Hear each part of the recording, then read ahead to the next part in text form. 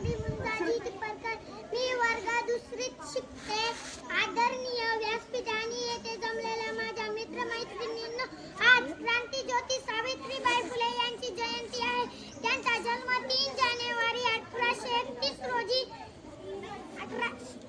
रोजी नायगाव जिल्हा सातारा येथे झाला. त्यांचा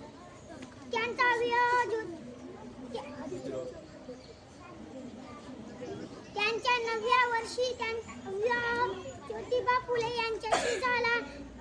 विवाहानंतर त्या लिहायला वाचायला शिकल्या.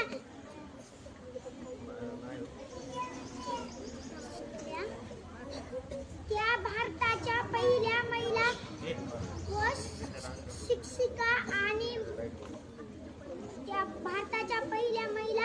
शिक्षिका आणि मुख्याध्यापिका होत्या.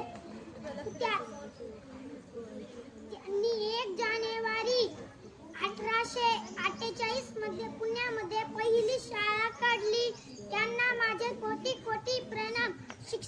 शिक्षणाच्या स्वर्गाचे जिने उघडले दार, शिक्षणाच्या स्वर्गाचे जिने उघडले दार.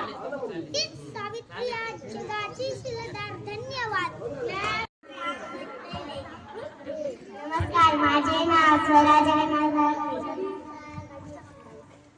सावित्रीबाईंनी शाळेची दावली, शाळेची पहिली पाटी पुण्यात लावली.